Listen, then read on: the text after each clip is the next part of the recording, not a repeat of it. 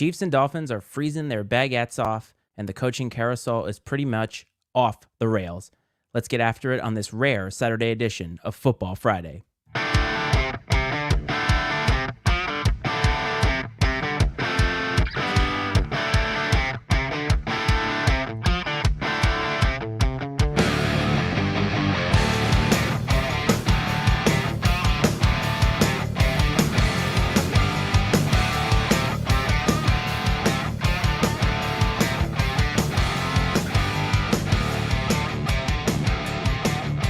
What is up, everybody? Happy Saturday. Happy Super Wild Card weekend to you NFL watchers out there.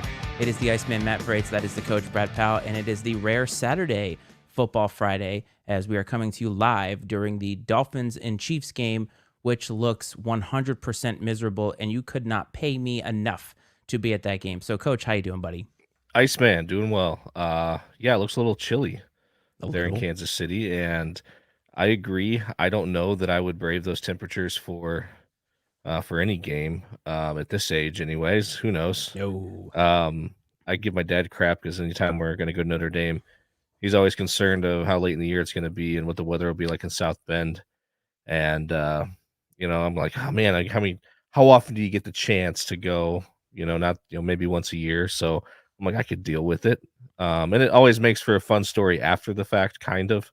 But people are going to say, hey, I was at the Chiefs Dolphins game when it was -6 degrees or whatever it is. But yeah, I hope we don't get two blowouts today. The Texans handled business in the first game earlier today. The Browns looked abysmal. Yeah, they look like the Browns. Yeah. And my wonderful picks in true coach fashion are off to a terrible start. Yes. So Coach and I did put our picks for today's or this weekend's action and our Super Bowl picks on Twitter and on Facebook. So we will probably be dead wrong as the playoffs unfold here over the next month or so. So we are live during this game, and we will periodically check into the game, but it is not a watch party. This is an actual Football Friday where we're going to go over a lot of different stuff. So we will not be doing our usual fare where we are checking in and giving you play-by-play, but I think big plays are in play here, and we will check into the game periodically as we'll probably be on here for a majority of the rest of this game. But this week, man, I think you can agree, was one of the craziest weeks in terms of sports news that we've had in quite a while. And I'm specifically talking about Wednesday, which seemed like it was hit after hit after hit. Yeah, a lot of coaching changes, and I saw someone list all of them off and sort of saying it's the end of an era, man. And not just Saban, but when you couple Saban with Belichick and Pete Carroll, it's just kind of, it makes you look back, like someone like myself, I'm like, dang, man, I am officially getting old. And the NFL, college, whatever, football, as we know it, is really turning a big page here because we're moving forward into the 12-team playoff era. And we're going to have a lot of new faces in places that we've never seen before or haven't seen for a long time. So definitely tons of change. I think I saw that this is the first playoff since the 98-99 season that Peyton Manning or Tom Brady has not been a part of it. So this is the end of an era in a lot of different ways. Think about that for a second. Now, don't forget that Peyton Manning was drafted a little before Tom Brady was. So their careers have spanned this large, massive time. But to have them consistently in the playoffs for that many years is pretty remarkable. But I think when you talked about the end of an era, like sometimes we get a little hyperbolic when we do these types of things and we get sports radio-y and we talk about that stuff. But to think about Pete Carroll was the first domino. Like there's been other coaching changes. I don't want to diminish the other coaching changes, and we're going to get to some of those as we go along here. But I think when you think about Pete Carroll, it was like, wow, that seems so abrupt. It seems so sudden because the day before he had said, I plan on coaching this team next year. And the language that was used when they announced it, to me, made it feel like it was a forceful outing, that he wanted to stay there, that the Seahawks were ready to move on, which, by the way, when we were on Monday for the national championship game and our Pacific Northwest friend was on, we talked about that, right? We talked about the fact that they maybe need to turn the clock a little bit. And then that seems big enough. And as I'm cooking dinner I open ESPN and there it is. Nick Saban is retiring from the University of Alabama. Okay, so like for me, and I don't know how you took this news, but it's like I knew that someday Nick Saban wasn't going to coach the team, but this is a team that just went to the playoff. And to have it happen in such a way that there was no whispers, usually you hear rumors, and it was as if he decided an hour before that he was going to do that. And that's why I think it was so sudden and shocking to me in a world now that feels less and less shocking by the day. Does that make sense? Yeah, I get what you're saying, but I have a lot of respect for Nick Saban and how he handled this situation because he, I think he made sure that it wasn't about him. It wasn't one of these. We've seen these sort of victory lap deals where someone's like, "This is going to be my last season," and it's like it's brought up every week, and uh, that we've seen scenarios where we get years of speculation before they finally retire, retiring, unretiring, which it's yet to be seen, but I don't think he's going to come out of retirement. Um, and then also him keeping it hush hush until after the transfer portal and all that stuff closed. Now, granted, it opens up for 30 days with the coaching change, but I think he allowed there to be some, and after signing day, really probably more or less, and allowed there to be some stability to the recruiting class and the recruiting situation moving forward. And maybe it was a matter of him waiting until they had a good idea of what direction that they wanted to go in moving forward. Yeah, But, I in hindsight, I'm not that surprised, but I know when, any other time we've talked about it, we've said that, we think that he's still got something left in the tank. But I think there's something to be said for retiring before you have exhausted it all, so sure, and he's sure. done that. I can't disagree with you about how he handled it. The only weird part is that he was rumored to have been interviewing coaches earlier that day. Like there were three coaches that flew in, and I can understand the awkwardness of not wanting to be one of those three coaches that were outed because it's like a storyline in a way, but at the same time, he had to have known this was going to be in play. I can't imagine that the news dropped the day that it dropped without there being some purpose behind it. And I think you're absolutely right that he is the kind of guy who is going to go out with the dignity of number one, treating the university with the utmost respect. Because let's be fair, they've paid him millions and millions of dollars, and he, in hand, has made them millions and millions of dollars. So I can understand that. 17 years, 6 national championships. And you're right, the recruiting trail is the important part because every time coaches leave as soon as they can so that they can start on the trail for whatever school they're going to go to. So Nick Saban is no longer the coach at Alabama. This is not one of those Tom Brady things. He's not coming out of retirement. He's done. And the University of Alabama very swiftly hired their next coach, and that was Kalen DeBoer from Washington. Now, I understand the hire. I understand why he wants the job. I personally am completely uninspired by the hire. I agree. And I don't know this for a fact, but I feel like there is a very good chance that he was the fourth or fifth person offered the job. I think that this job was likely offered to Sark.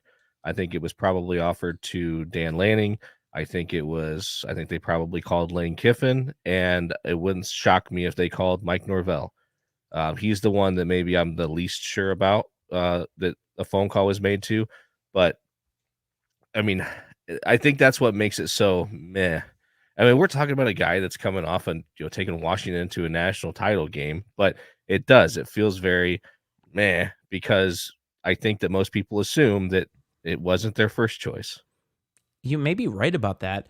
And I think I'm uninspired because this is a guy who clearly can coach. But he coached a team that had a Heisman Trophy finalist on it that was a transfer, a transfer. He did not recruit Michael Penix in the old fashioned way, right? So transfer portals are a little bit different, and also with NIL and everything. And he doesn't have a pedigree of winning in the toughest position. So the Pac 12 was, up until this season, seen as an inferior conference, top to bottom. I think you could agree with that, right? Oh, 100%. And his I kind of looked at his resume earlier, and there aren't a lot of impressive stops along the way. He was a high school coach for a while. He was the offensive coordinator at Southern Illinois. His first Division One like FBS job was Eastern Michigan, but then it's like 1 year, like two. I want to say as long as stop anywhere was maybe like 3 years, and I don't. That might have been like Fresno State, possible, or maybe that was a Yes, one and done. That was a one and done, wasn't it? either way. But it's just been so brief, and he's like you said, he's never had to build anything. And so, yeah, Alabama to some degree recruits itself, but you still got to put the work in. I mean, this thing is not on cruise control. You've got to be able to steer the ship. Didn't Alabama recruit itself because of Nick Saban? Because Yes. before he got there, Alabama did not recruit itself. And my question though is this the way that it went down? You talked about it being the fourth or fifth choice. So think about it this way. Dan Lanning went on social media and made a video about how he wasn't taking the job, which is the antithesis of his entire speech to his team before they played Colorado. But I digress. Mike Norvell essentially did the same thing. Sark essentially the same thing. And for these guys who are at the highest pinnacle of their particular sport right now to come out and so overtly say that they're not taking this job, what that tells me is that they understand what we have talked about since this happened, that who would want this job? Despite this being the premier job, who would want to take over after Nick Saban? I think it right now is a resounding not many people at the top of Alabama's list. Yeah, I mean, if you look at the other people that we speculate were contacted about this job, they are at what we could say are programs that are on the rise, that are ascending, that have, these coaches have built up those programs and they're moving in the right direction. Kalen DeBoer, I mean, he might have just kind of caught lightning in a bottle. And so I understand fully why he took the job, because with Washington going to the Big Ten, not that the SEC, I mean, the SEC is the best conference in the country, typically year in and year out, but he knows probably how hard Washington has been good in the past, but like they're not a perennial power, and there's got to be reasons why that is. And he's shown that with the right talent and the right staff that you can get to a national title game. But he probably knew that if he stayed at Washington, that he was going to have an uphill battle to match what they did this year. I And agree. he could have easily been fired in a couple of years. Now he could still be fired from Alabama in a couple of years, which plays into what you're saying. Who wants to be the guy to replace a legend? You're better off being the guy who replaces the guy that Yes. follows the legend. By the way, did you see the caller into the Paul Feinbaum show? I sent you that a little earlier today. I didn't send you the clip, but the clip was hilarious. But essentially, what happened is an Alabama fan called the Paul Feinbaum show and said that Nick Saban was a Yankee because he was from West Virginia, and Alabama's done hired another Yankee. I could not stop laughing when I saw that because, my goodness. That other Yankee, by the way, won you 6 national championships. Put some respect on his name. Yeah, no kidding. And it does go to show you just sort of the mindset of not everybody, but a percentage of folks who live in the South, and kind of the way that they view the world. But um, yeah, it's kind of silly, but not surprised. I mean, and really, that's what, if you are hosting a talk radio show and you're going to have callers, you don't want someone that's rational. And No, no, I mean, because that's not going to get anybody's attention. absolutely not. You want the crazies, and he gets them in droves. That call screener had to have been jerking off, being like, "We've got to put this Yes, guy on. yes. We've got to put this guy on here," especially for Paul Feinbaum, which is amazing because think of Paul Feinbaum as entertaining radio, if that makes sense. He just seems very Paul Feinbaum. I don't know. That's what he feels like to me. Just very bleh, Yo, absolutely. Well, and a curmudgeon. he's a curmudgeon. He loves the SEC, and it's. But again, even when it comes to hosts, and this may be part of our struggles, we're not incredibly polarizing people. No, We are, um, we tend to be pretty rational, and maybe be able to see both sides of things in different situations. And a lot of your big time, whether it's news, sports, politics, whatever it is, they are very, um, very opinionated, full of conviction, uh, intensely in support of whatever their ideas are, whatever their side of things. They always pick a side 100% and go all in on it. and that it's polarizing, and that's what people like. So the narrative now around Nick Saban, some of it anyway, is that he knew also that not only was the job getting harder at his age, but the landscape is completely changing for college football. And he's probably looking at the success that he has had and how hard this year was. And he's on record as saying this is one of his most challenging years, despite the fact that he had a team that everybody didn't believe in that won the SEC and was a couple plays away from being in the national championship against the eventual title winner. And Nick Saban is probably like, maybe this is the time to get out. And you could argue that he's technically going out on top. He didn't go out with a national championship, but to have made the playoff and not had his program take such a downturn that he had to step away, this probably was the right time. And people are saying that as a negative, and I'm thinking a lot of the greats don't have the ability or foresight to say that, and they usually stay around way too long, which is kind of what happened in New England. You could make an argument. Yeah, no, that's a great point, and I also think there's something to be said for the fact that Nick Saban's made it very known that he doesn't necessarily agree with the direction that college football is headed in, and things like the transfer portal and NIL specifically, um, and I think that he just realizes that he's not wired to operate in the system as it appears to be evolving, the direction that it appears to be moving in. So I think that plays a lot into it, honestly. Just you have to, I think Alabama was able to build their success by you could sell kids on, hey, you can come here. You're basically going to sit on the bench for 2 to 3 years. You're going to get your 1 year in the sun, and then you're going to be highly successful, win a national championship, or at least compete for one, then go off to the NFL and make millions and millions of dollars. And you could sell kids on that. Now kids aren't willing to go be a backup at Alabama for a couple of years because they can get paid to go be a starter somewhere else. Yes, and I think what's happening too, and Coach Prime kind of pulled the curtain back on this a little bit, how before Nick Saban or whoever was his people who went recruiting, right, would go to the recruit's house or meet them and give them the spiel about the campus and all these different things. And now I feel like a lot of the recruits are saying, yeah, that's nice, but you haven't gotten to the point of what I'm going to be compensated for coming here. And that is part of the changing tide. I know that people are kind of polarized on that, but it is what it is. This is where we are in college football. It's where we're headed. And next year, too, for them, an expanded playoff technically makes it harder for Nick Saban because more teams have a chance now. You have to win more games, and it's not just a guarantee that, well, if we're consistently in the top four, that we have a shot for the national title. It's not the same anymore. And I think that he's making the right decision, and he did it the right way. And Alabama just is going to have to, was always going to have to deal with the fact that Nick Saban was going to retire or whatever. They were going to fire him. I just feel really bad for Kalen DeBoer because I feel like in 3 years when we're still doing this show, we're going to be like, and Alabama is searching for a new head coach. And that's the guy who's probably going to be the successful guy because now he comes after somebody who followed Nick Saban, didn't do well, and then now comes in and says, I can resurrect the program. That's why I think the advantageous position you want to be in, not the, wow, I got to follow this guy. But at least to Saban's credit, he's not going to be like in the face of the coach or anything like that. Like he seems like he's going to be completely out of it unless asked for his opinion, which I think is a great thing.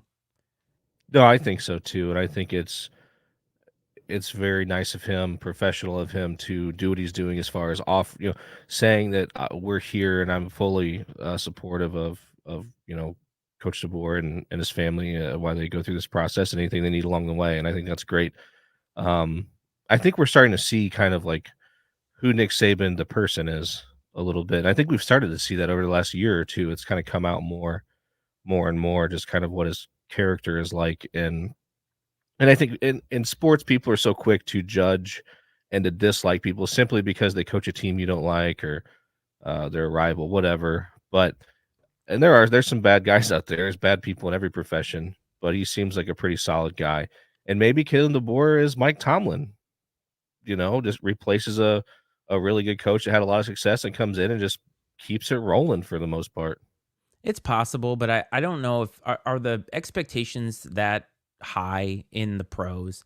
I mean, I know that they are, and we're going to get to that in a sec, but like in college, there's such an emotional connection to your team in a way that is so different. And the boosters are way different. There are not people in the NFL who are going to come in and cut a check just so you can fire a guy. Whereas that will happen, and it especially happens at these schools like Alabama, or at Texas A&M or Michigan or whatever. And I think that there's more of a chance of something like that happening than in Mike Tomlin's case, where you can go in. Now, Mike Tomlin also inherited Ben Roethlisberger. That helps tremendously, but he's continued to show that he can win. So you may be right, and I'm not rooting for DeBoer to have a bad stint at Alabama. History has just shown that when you are that guy, it's nearly impossible to succeed. But the groundwork is laid for him to succeed because of what he's taking over. He's not taking over a program that's on the downturn. They're still at high heights. And so far, they've only had, one kid enter the portal? That's a good sign. That is a good sign. And this creates a lot more questions, though. Like, I think I asked you or whatever, like, what happens to Tommy Rees? Yes. With Kalen DeBoer being an offensive guy, I think there's an offensive coordinator opening at LSU. I know that. Yes. So I would say that's a possibility. But I think that also if there's a group of five or maybe a bottom of their conference Power 5 team that's looking for a head coach, he may be ready to take that step, or maybe there's an opportunity in the NFL as a coordinator that presents itself. And then has there been any speculation about what direction Washington's going to move in? No, I don't think so. But from what I understand, the rumblings are that they want to hire internally and they want to promote their offensive coordinator, who obviously was a big part of how they got to where they got to, because he was the play caller. So I think if you're going to give anybody the credit for what happened last year that's internal, you could go that direction. Not to mention, a lot of the biggest names that you would want to try and go for necessarily they're where they are. You know what I mean? Like, I think people kind of are where they are with the jobs that are there. And all of this is fascinating to me. And next year will be one of the more fascinating years in college football because of all the changes, from Saban being off the sideline to the expanded playoff, another year of the transfer portal. There's so many things to look forward to. And this college football season, as we're wrapping it up now, we forgot to mention that Michigan won the national title, but that's not really newsworthy because I think that's what they did was they dominated that game. And we were on here on Monday, so everybody knows our opinions on that. And the landscape is different now, but I'm looking forward to next season. And it's kind of sad that we have to close the book on college, though, for a little bit. Yeah, definitely. As far as it being what's consumed or what consumes most of this show, but there'll be a few more things. What's Harbaugh going to do? Then again, that if he leaves for the NFL, that opens up that job. I think there's really only two ways they could go. That is promote Sharon Moore, or there's been Brian Kelly's been attached to that job, which is interesting. There's no 'cause way. I think that No way. it's been talked about a lot, man, by no way. by like mainstream people, people way more popular than us. Hold on. So wait a minute. Are are you telling me that he just left Notre Dame to go to LSU and then he's going to jump ship to go to Michigan? Like, this seems ridiculous to me. I'm not saying it's going to happen. I'm just saying it's something. It's been tossed out there as something that people think is a legitimate possibility and something that he would entertain if the opportunity presented itself. So this is fascinating to me because I was thinking about this today. This is totally off topic, but about what the most coveted jobs in college football are. And I actually had Michigan in that top 5. Do you disagree? I don't disagree. No. Because I was thinking about Sark, right? Sark's at Texas. I thought that was a top 5 job. Yeah. Alabama's obviously a top 5 job. I would consider Notre Dame a top 5 job just because of the notoriety of being at Notre Dame with everything that comes with it is a coveted job. I mean, Brian Kelly was at that job for what, like 12 seasons or whatever it was? Yeah, he was there for a long time. And long time. All-time wins leader now. Yeah. So then Michigan, I think, is in there. And so what would round out the top 5? You know what I mean? Like, what is Georgia right now? Is that really one? LSU could be considered that 5. LSU's certainly in the top 10. Yes. I think if to round out the top 5, I think you'd have to say Texas. Well, I did say that. Texas. Did you say Texas? Sorry, yeah. I missed that. Maybe some might argue USC. Yeah, that could be another one too. But man, it's tough. That's what I mean. Ohio so, State. Yeah, Ohio State. So like LSU is hanging out in that area of what, top 8 jobs. So is moving from LSU to Michigan that much of a jump when LSU and their education standards have to be so much lower than Michigan? And why Yeah, would you yeah. want the headache, right? So why would you want that headache? Brian Kelly just had that at Notre Dame. He could stay at LSU and pretty much like slum it up academically and get the best players and win. But you might be onto something because Brian Kelly now is in 2 seasons in, and while it's nice that he's won 10 games, the 3 previous coaches have won a national title. You got to be thinking that the boosters are like, "Hey man, it's got to happen soon here," cuz Kalen DeBoer is going to go through the same thing. He's got 3-4 years to win a national title at best, maybe. Yeah, at best. I mean, it depends on how poorly the season goes if they aren't in serious contention. And with Brian Kelly, I got to imagine the Sharks are circling, and Yes. he, and by everyone else's standards, pretty much nearly across the country, he's been highly successful there. But Yeah. he's yet to do what the bar's set high, and there's nothing wrong with setting the bar high. No. And he knew that when he took that job. Yes. I'm sure that. I mean, it's proven to be more difficult maybe than he initially expected, perhaps. But the one thing though that I won't say about, I mean, that I like about it, I guess, is that a lot of the excuses that he used to throw out there when he was at Notre Dame, like those aren't excuses anymore, And so now why? Now, if you don't get it done now, why not? And 10 wins and a Heisman winner is nothing to sneeze at. Just about every other coach in big time college football would take that success. And a lot of fan bases would take that success. But sorry, it hit me when you said Brian Kelly's connected with that job. And I'm like, you've got to be kidding me. Nope. Because what's enough for this guy? And I don't like Brian Kelly personally. I understand that he's a good football coach. I think that's obvious.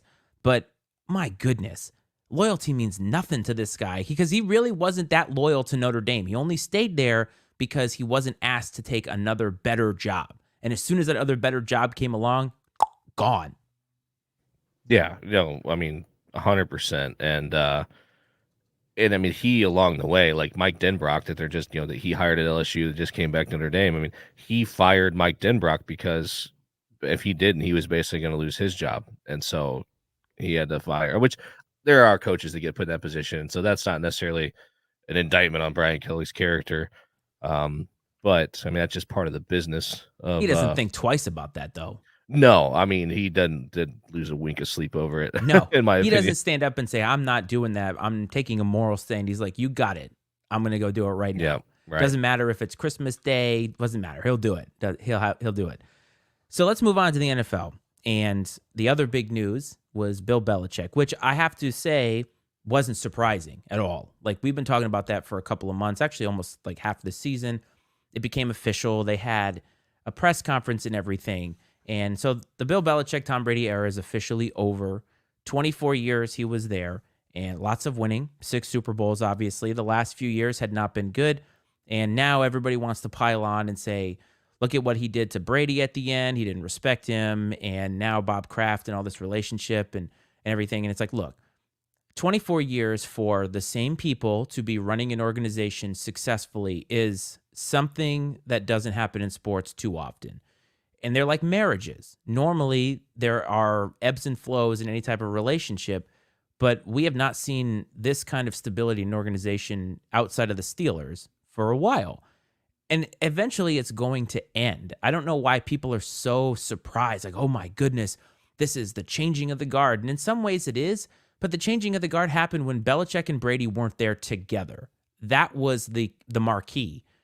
And eventually, you're an 80-something-year-old owner in Bob Kraft. You haven't won anything in a while outside of, they did win a Super Bowl within the last 5 years, so I will say that. But like, now I'm not surprised that this ended and that Bill Belichick has the ego to think I can coach again, and Bob Kraft has the ego to say I can find somebody who can win. Jerry Jones did that with Jimmy Johnson after only like a handful of seasons, right? They did a lot of winning, but the egos come into play. And while it's It's sad from a fan perspective, from a business perspective. I'm not surprised. I don't know why this. I mean, I get why it's news, but I don't understand why people are so like, oh my God, about this. We all knew this was coming, or you just aren't paying attention.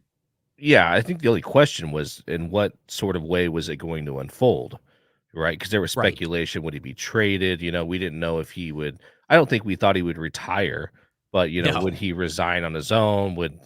And I think they did the right thing to where everybody can sort of save face, a mutual parting of ways. absolutely. Very amicably it appears. So I, I just like you said, everybody knew this was coming. It didn't.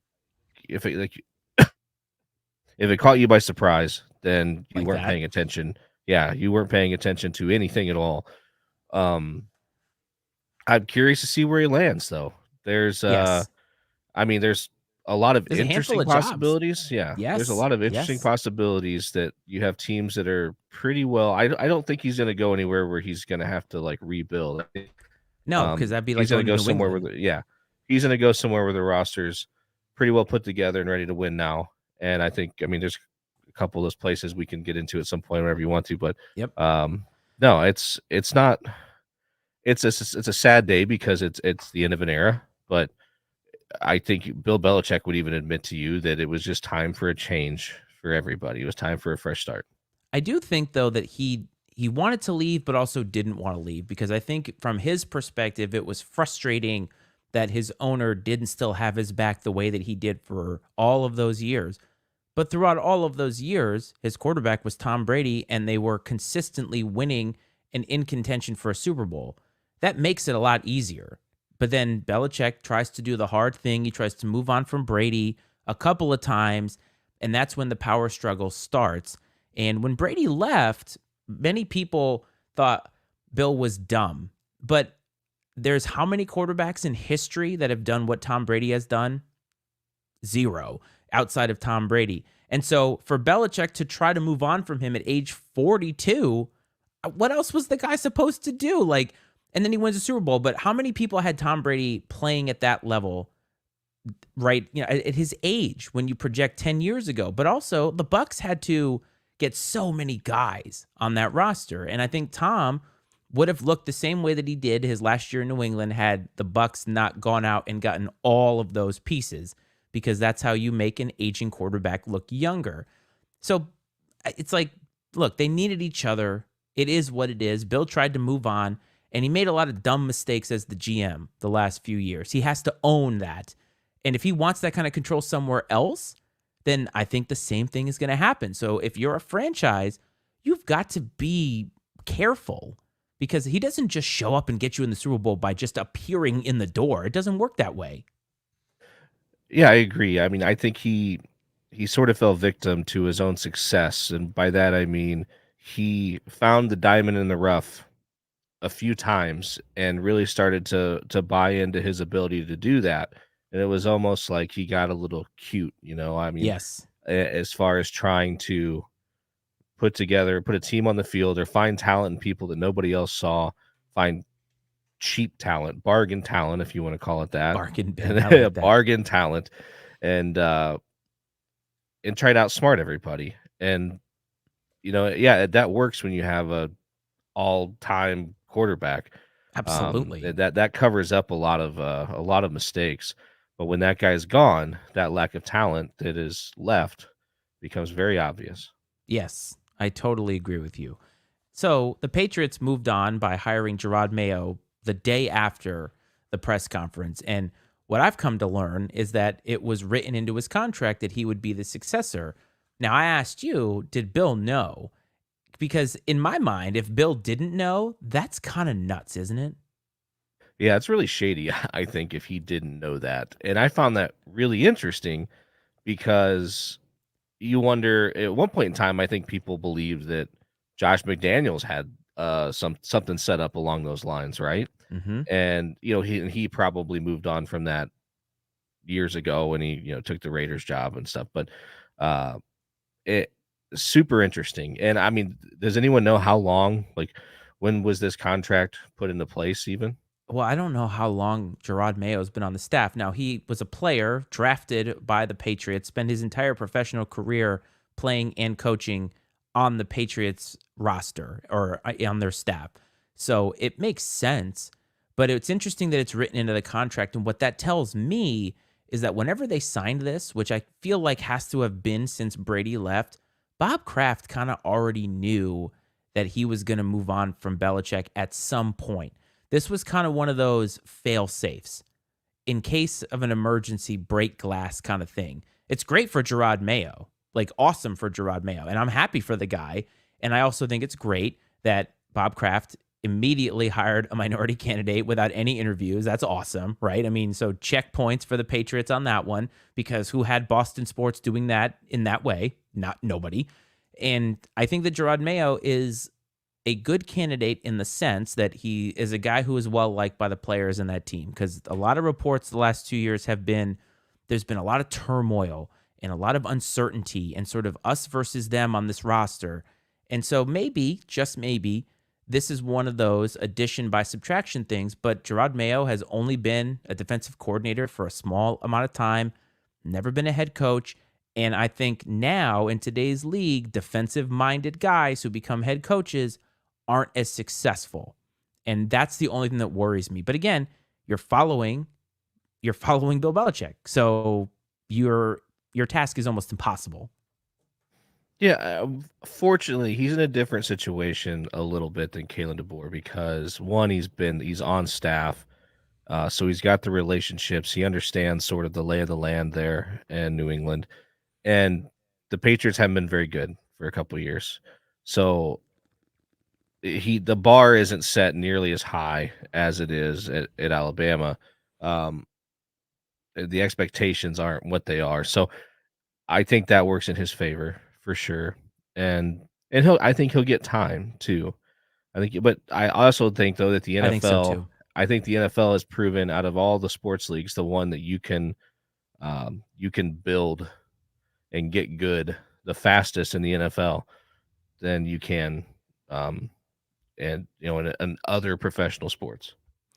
Yeah, it is possible that he will be successful right away because they are in an advantageous position.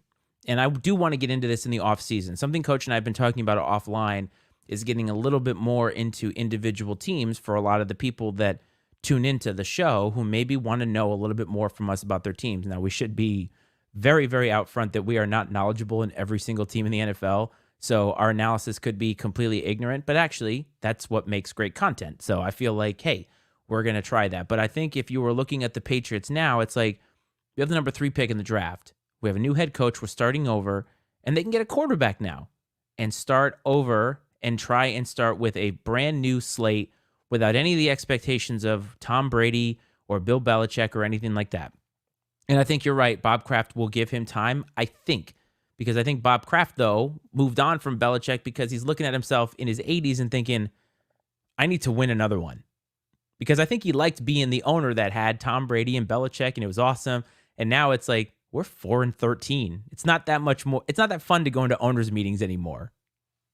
Yeah, he's not the big dog on the block anymore. And but this would get him back there. If he can, what's to say about Bob Kraft? If he can get the Patriots back to a championship level without Belichick or Brady. Yeah, I agree. That'd be a nice feather in his cap. Yeah. But that's what he wants, right? And that's the thing is all three of these guys, Kraft, Belichick, and Brady, all want to be recognized for their parts in this. And what made it all work, and I will say this until I die, is that Brady and Belichick had to be together for this to work. And Brady spoke to that this week. I wouldn't be the player I ended up being without Bill Belichick. They came together at the right time, and so many things happened. If it hadn't happened that way, Tom Brady would have probably been selling insurance, and Bill Belichick might have been fired, right? And that's how it kind of happens. But the Boston area is really fortunate. I don't think they have a clue, but think about it this way, man. Over the course of Boston sports for the last 100 years, they had Red Auerbach and Bill Russell, who won what? Like 11 championships or something stupid like that. And Brady and Belichick, in the salary cap era, win 6 Super Bowls. We should consider ourselves fortunate that we have had 2 dynamic duos of that stature that are at the top of the sport for all time. Some cities have never even had one person that they would consider that. And I'm looking at like Bears and Browns, Jets, Lions, like so many cities would kill for something like that. So Boston sports, if you are watching or listening, have some damn gratitude, will you? Well, just think about, I'm trying to think of like a number, maybe 30 years old. You're a 30-year-old Boston sports fan. You were right there, throughout the Patriots dynasty, like as a kid growing up, where you probably were like, this is just how it always is. Patriots dynasty, the Red Sox, with their championships, the Celtics. Well, the Celtics have been a little up and down, I guess, but they've been mostly pretty damn good. Yes. And then the Bruins have been good, and Yep. so it's like it is uh, an embarrassment of riches or whatever, Yeah. with what the level of championship play that has been happening in the Boston area over the last 20, 30 years. Yeah, I can't stand it. Like anybody who was born in the 2000s, if you were born in 2000 to now, you have seen nothing but success. And I think what comes with that is many of those fans are obnoxious and they're the loudest people in the room when they represent Boston sports. It drives me nuts. I have a little bit of the humility because I saw the bad times. And you know what it was about for me? It's about watching the games with my dad. Like that's Yeah. all it was about. And I remember those moments of superstition where we'd be watching a game and something bad would happen and dad would be like, "Hey man, we got to switch seats because we got to get some good mojo." And like those are the things I remember. The winning when it started, and I said this when I went live the other night about Belichick briefly. I said that first Super Bowl, the feeling of winning it, I'll never forget that. It was so pure because it was so unexpected. And I never forgot that. Even after all the other wins, I never forgot how it felt because, again, there are fan bases who have never, ever felt it. And I just get really soapboxy when we talk about this because Boston sports, the fans, the obnoxious ones, really, really piss me off because they don't even know how good they've had it. And this is just a blip in the radar for them over this century. This is the first time we're going for a coach this century. That never happens. Yeah, could you imagine a Boston sports fan, a Patriots fan, whatever, complaining to a Cleveland sports fan or Yes, I something could like hear that? it. I mean, They will do it. I mean, it's just crazy, I mean, there are a lot of other fan bases, nearly any other fan base that would trade whatever success they've had for the success of Boston sports over the last 20 to 30 years, and you're right though, man. Like it is about those memories that are tied to um the experience, and like gosh, I mean, there's times, I think I don't know, last year or 2 years ago for a while, me and my dad stopped watching the Bradley Road games in the same room because it's like anytime we'd watch them together on the TV, they would lose. And so like we would not watch them in the same room together. Or the couple times we attempt to and it start going bad and like he'd leave and go to his room and then things would turn around. And so it's just so silly. But those are the things you think about. Those are the best things in sports. So a couple of other coaches got fired. We talked about Pete Carroll. Now I think Pete Carroll and Mike Vrabel are kind of in the same boat for the same reasons, but sort of different. Pete Carroll is 72, same age as Bill Belichick. He's up there, and he doesn't seem that old because he's very energetic on the sideline. Seems like he's got a ton of juice left. But the Seahawks, I think, we're looking at this and thinking over the past few seasons, the defense has not been very good. The team has been mediocre. And while the players like this guy, maybe his style and everything just doesn't work for what they need to do to get back to where they were. And while it kind of seemed like it was mutual, again, the language that was used made me think that the Seahawks said, "Look, Pete, I know you're okay to coach. I know you want to coach. We're going a different direction." This wasn't painted the same way as the Belichick thing.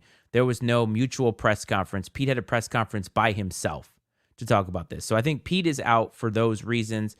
And I don't disagree with the move necessarily, but Pete Carroll, going back, we haven't done an Iceman stat of the week for a while, but he is one of 3 coaches to win a national championship and a Super Bowl. Do you know the other 2? Yeah. Jimmy Johnson. Correct. Wasn't it Barry Switzer? Yes, Right? I correct. thought there was another one. Is it only 3? It is only 3 from at least the stats that I was looking at that were posted everywhere after Okay. Pete Carroll. But think about that. A lot of people forget that about Pete Carroll. And I know that USC, the way he left and all that, and say what you want to say about it, but he was successful at USC and parlayed that into success in the NFL. And only 3 guys have done that to that level is pretty impressive. But he doesn't get the accolades that everybody does because he's not Belichick, didn't win 6 Super Bowls, went to 2, won 1, and that's pretty impressive. Belichick didn't coach in college, didn't win a national championship. Nick Saban didn't do it. Nick Saban was a failure in Miami. So Pete Carroll deserves some flowers. Mike Vrabel getting fired, a lot of people thought that was surprising. The Titans have been terrible the last couple years, terrible quarterback situation. Rumored that Mike Vrabel wanted roster control, was denied roster control. It sounded like ownership just got tired of the guy. And while people in New England wanted Mike as their coach, I have said that I'm not sure he was a good fit because he is the Belichick kind of guy, hard-nosed guy. I don't think that works as much when you don't come with the accolades. And Mike Vrabel just doesn't have the pedigree and the winning. And so I think that's why he's out in Tennessee. I don't think it works in the NFL as much today. And so I don't think going from Belichick to Vrabel would have been like this big change for the Patriots. But I can see him landing somewhere else. Yeah, okay, that's fair. I see what you're saying. I think that Mike Vrabel appears to be a good coach. Yeah, he is. Yeah, for sure. And they've had success. I think that um, moving forward in the NFL, I'm thinking, are there, we exist in a world right now where you have Mike McDaniel and you have Bill Belichick. Are there 2 more polar opposite types of humans that you could think about, No. and then they're both existing in this world. They have the same job, right? And I think that the future is moving more in the direction you're going to see more Mike McDaniels or even Kyle Shanahan's, and Sean McVay's, and Matt LaFleur's. These guys, they don't seem like they're these hard asses by any means. They obviously have leadership skills or they wouldn't be in the position that they're in. But it seems like it's way more about what from a schematic perspective and things like that than it is. Not that Belichick's an expert, but just that old school mentality is kind of seems like it's fading into the past. Yeah, it is. And all of this is signifying a change coming in this. Again, like this is not something that it was like the era ended in phases. It was like we just lopped it off and decided this is the end of it. Yeah. And so we're kind of going forward in that. But the other rumors that are happening are interesting, and I want to pose a question to you about it. So rumors are that Nick Sirianni could be fired if the Eagles lose this weekend to the Bucs. And Harbaugh, obviously, after winning a national title, considering going to the NFL. And I told you that I think I would do that if I were him because I think he wants to win a Super Bowl. I think it's obvious that in his own household, he still is a rung below his brother because he's won a national title, but that gets him a seat at the table, not at the head of the table. I think that's more family dynamics. But with Sirianni, think about this. Like, you don't get to dictate anything anymore with what you've done because Sirianni went to the Super Bowl last year and now they've struggled this year. And it's like, we could think about making a change. That's kind of insane to me, a little bit insane to me because like things are different than they were last year. And again, Belichick moves on. Teams are just willing to move on from guys. Doesn't matter. Many people would say that like Belichick should have gotten to go out the way he wanted. For all intents and purposes, he is. Like, we don't know that. Pete Carroll, I think, is not. And a lot of people are like stunned that these guys don't get the chance to do that. They've earned that right. And I'm like, the NFL is a business. And it's obvious now that these franchises want to win. And if Nick Sirianni's job isn't safe after making a Super Bowl last year, nobody's job is safe. No, you're right. And sometimes it's just a matter of who's available. That dictates your decision making. Yeah. I remember and I can't remember the gentleman's name who was the Cubs manager when they fired him to bring in Joe Madden. I mean, he'd only been there a year or two. Renteria maybe might have been his last name.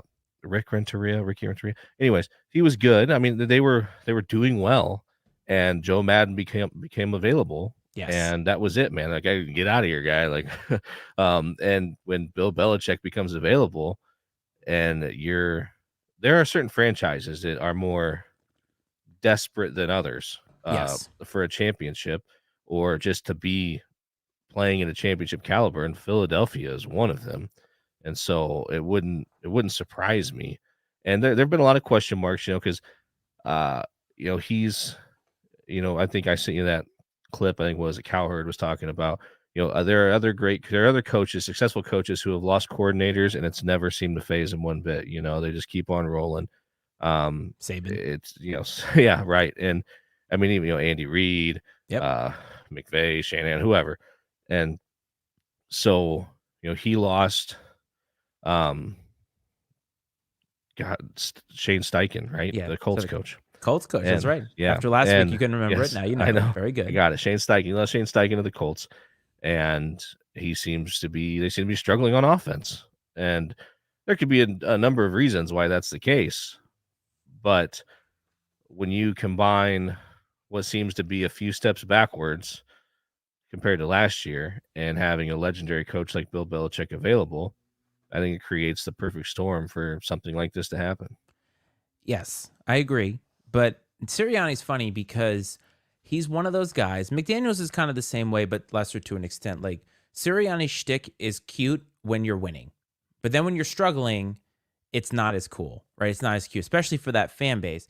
And the thing about the Eagles is last year, I maintained this last year, and we both intentionally basically said that the Eagles weren't as good as we thought that they were just to piss off Philadelphia, but they were good. But I also said that they surprised a lot of teams and they weren't going to get that luxury this year.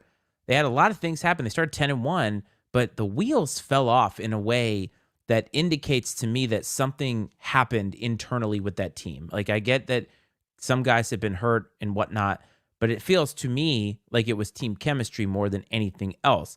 And when that stuff happens and losing continues, there's only one way that points, and that points to the head coach because you're going to get rid of the coach before you get rid of the players. Now, the players could be the problem. Jalen Hurts was talking about guys being locked in and focused and all that. I don't know, but Sirianni's going to get the axe if that's the case. If they feel, ownership feels that he has lost his team, he's gone. Doesn't matter if he went to the Super Bowl. That's just the way that the NFL works. It's just insane to me that he was beloved last year. Oh, this guy, he represents Philadelphia. This year, get rid of him. Like it's that quick. Yeah, depending on whatever it was that happened. Sorry, guys. Goodness. It could Ooh. be it could be very it could be very detrimental. Some of that stuff that could happen internally is really hard to undo. And obviously the people in the organization are aware of whatever that is that have kind of sent things awry, but I I don't know, man. Like it does come down to things like culture. And I know some people don't like those words like culture and momentum and whatnot, but I think it means something. And you've got to have a connected group of people to achieve a goal like winning a Super Bowl. And you've got Yes. to have all pieces of the puzzle working towards that same goal and doing their part. And you get a couple bad apples in there and it could get ugly in a hurry. And it is the head coach's job to keep things together. Yes. So our commenter here talks about Chicago fans, and we're not going to get into this particular incident, which had to do with the booing of Jerry Krause's wife at a game last night. And Coach and I talked about that offline, but that's not here or there. But I think it's a good segue because we talked about wanting to get into more personalized analysis of these teams. And I think right now there are two teams that are intriguing because of different scenarios. So let's start with the Chicago Bears based off of that comment. And the Bears, and you talked about moving on from coaches and such. I don't really understand what the Bears are doing at all in any way. And it's been like that for a while. But they decided to keep Matt Eberflus, their coach, but they fired everybody else, it seems, which is a weird, odd move because you think if you have faith in the coach to get things done, you'd let him have his own staff. And then they're number one on the draft list right now, right? They're on the clock. They have Justin Fields. The speculation is they don't know what to do with this guy, even though the team played really well heading into the latter part of the year. And the other mess is that Caleb Williams is rumored to have said to the Bears that they should trade the number one pick. The funny part for me about that is that he's assuming that they would take him at number one, which isn't even a guarantee. And it also tells me a lot of other things about Caleb Williams. But let's break down the Bears a little bit. First, the head coach. How do you even decide that you're going to keep the coach and fire everybody else? To me, that is a gross sign of mismanagement. Yeah, man, I get it from being from Central Illinois. Uh, I've got a front row seat to Bears fans and their reactions to these things. And I don't know if it's a matter of organizationally they want to show that they're the type of group that's gonna give a coach the runway that he needs to get this thing off the ground. Um, or if because I think there are some organizations out there. If you are too quick to pull the trigger on guys, folks aren't going to want to come work for you, because they're like, I'm not going to get a chance at the first sign of adversity. I'm out the door.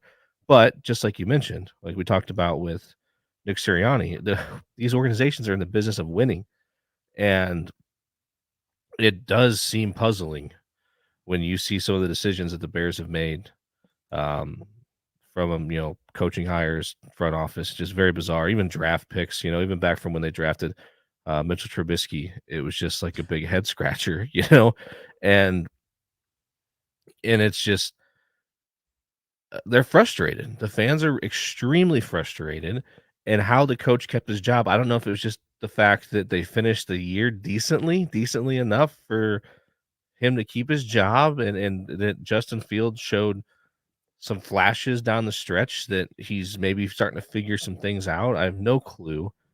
The question that I posed online last night was, would the Bears fans even want Caleb Williams at this point because of the things that he said and because of kind of what we saw from him on the field in the second half of the season? And it seemed that the nearly universal consensus was no, they would not. That I don't think that people are sold on Justin Fields, but they certainly did not seem to want Caleb Williams. And I agree. I don't think they should either. Right, but Fields to me looked a lot better later in the season. And the weird part is they finally kind of got into a groove of, hey, let's let this guy chuck the ball down the field. Let's let this guy run. Let's let him maximize his skill set. And you know who did that? The offensive coordinator, who, by the way, they fired. So they're going to bring in another offensive coordinator for Justin Fields. Doesn't make any sense unless they know that they're not going to move on or they're not going to keep him. So does he find a home somewhere else? And who do they draft if not Caleb Williams? I don't think they should draft Caleb Williams either, because I think that in this crop of quarterback, there is not one, in my opinion, that stands out above the rest.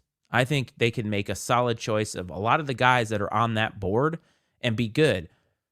But I will say this, is that if you're going to draft Caleb Williams, you better be damn sure that he wants to be there, because it seems like he's doing the Eli Manning thing where he doesn't want to go to a franchise he doesn't want to go to. And the Commanders pick second. And I know he's kind of from here, but he doesn't seem like he wants to go here either. No, he wants to go to, one of these franchises that appears to be ready to win now or that has their shit together. And you can't blame the guy for that necessarily, but that's just not how this thing works. No, you're in the wrong profession. Yeah, that's not how this thing works. And you're not really putting out a great image of yourself when you start saying things like this. And and I don't know, maybe this is just where the world's headed, man. But I'm all about players having a say and having control over their own careers. But when it comes to being, I mean, then you just pull to John Elway, I guess, man, and just don't sign. Yeah. um, and I don't know. It's very weird. I don't have a very high opinion of Caleb Williams right now. Anyways, there wasn't a lot I saw from him from a character perspective that I found to be impressive. The guy's got skills, but even the way he plays the game, I think he plays selfishly. He didn't play within the system. He wants to make those flashy plays that are off schedule, but I think he takes a play that should function as it's drawn up, and he intentionally takes it off schedule to like I said, to make some flashy play that'll show up on Sports Center. And my dad and I think we're talking about this. I don't think that's these coaches in the NFL, they don't want that. Even do you think Andy Reid wants Patrick Mahomes running around making some of these plays you see him make? No. Now it's nice that he has that ability when he needs it, but they're not drawing that stuff up for him to Yeah. do that. I mean, they would much rather him stand back there in the pocket and go through his progression and throw the ball. Now, when things do break down, that's a great skill to have, but you're not designing an offense um, around those things either. And We so, go ahead. He's also earned that right though. Like he was not improvising that way right from the get-go when he started games for the Chiefs.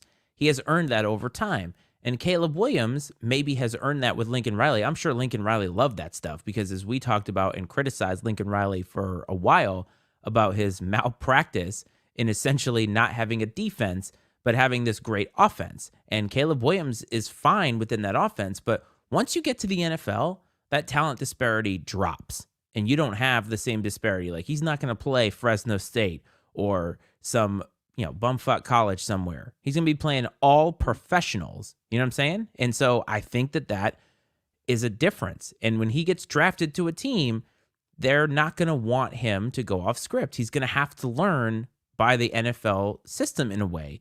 And even Fields to that extent. Lamar Jackson, if you don't think Lamar Jackson goes through his progressions and does those things before the play breaks down, then I think you're kidding yourself. I don't think that John Harbaugh is like, yeah, do whatever you want. It doesn't really work that way in football in general.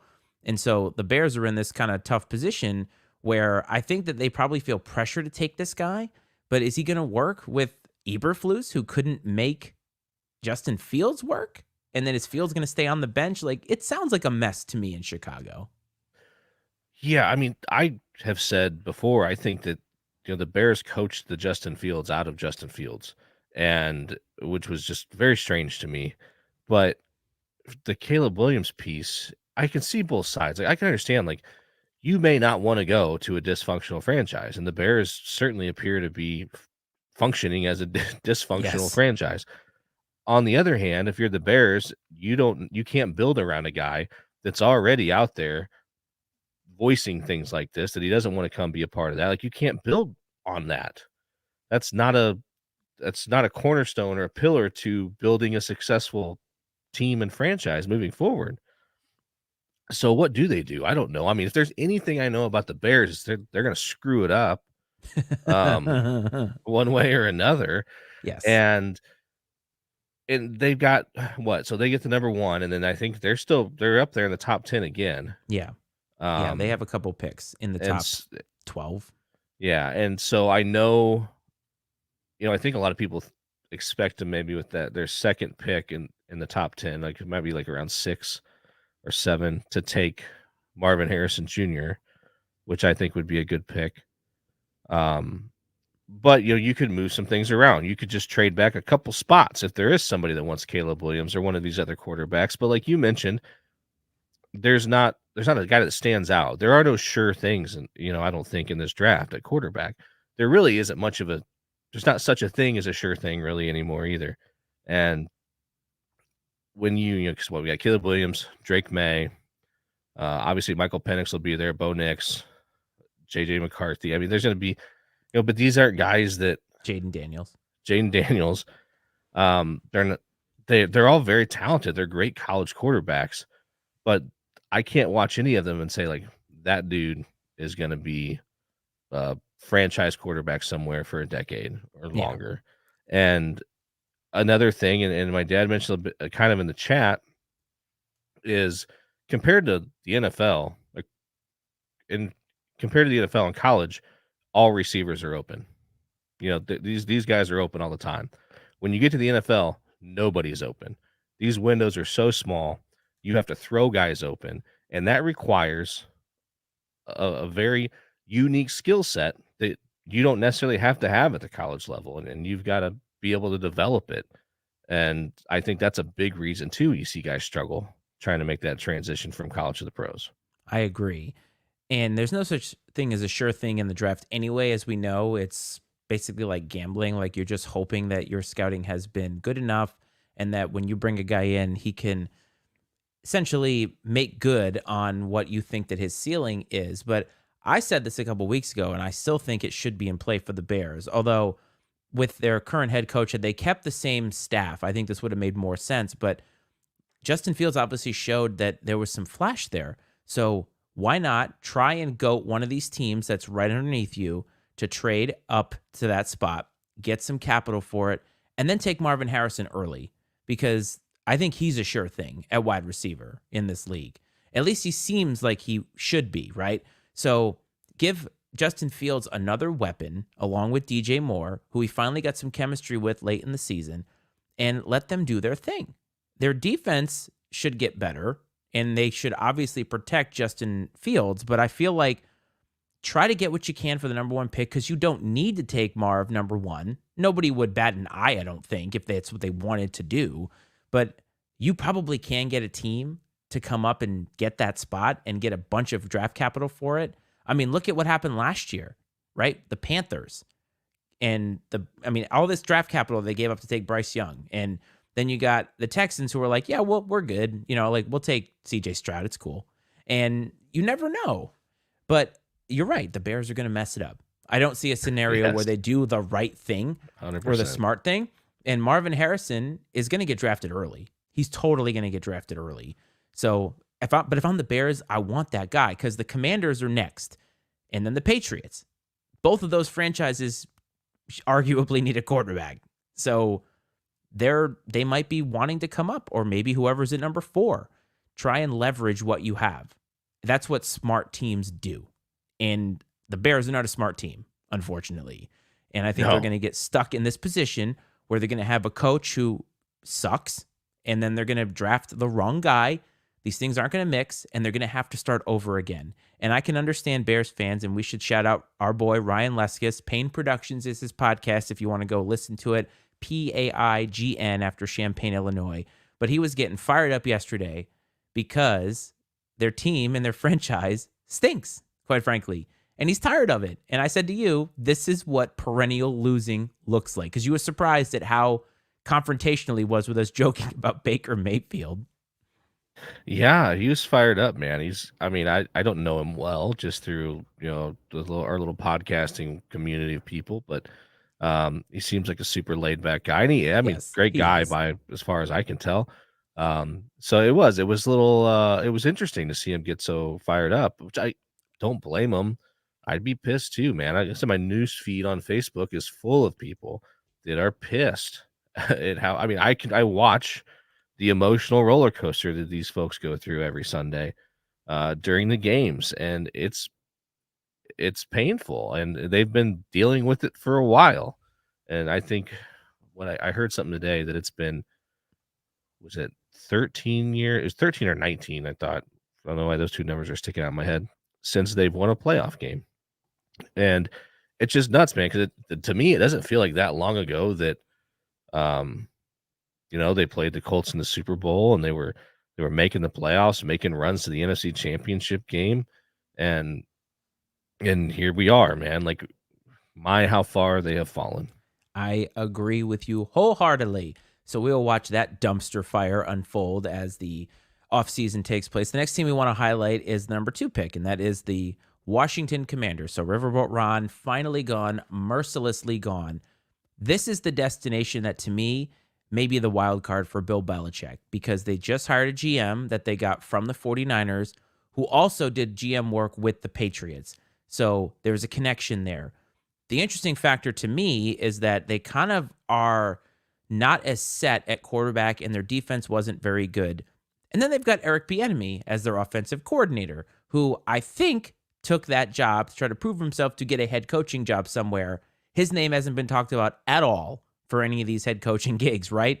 So it's fascinating. But Washington, new owner, I could understand them being interested in this move. I don't think it's the right move for them personally. I don't think Bill Belichick is the way that they're going to get back to this. But I could see them as a franchise who's consistently done the wrong thing for a very long time, getting Belichick and then taking Caleb Williams. And that feels like an absolute disaster.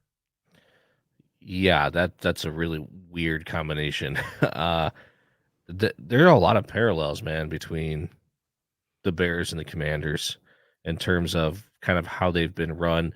Two proud proud organizations and fan Yes, bases that have had success, that have been to the top of the mountain, and have really been mediocre for the last uh, close to a decade, you could say, on average, anyways. And it's again, it starts at the quarterback position. They've had a hard time nailing down that franchise quarterback.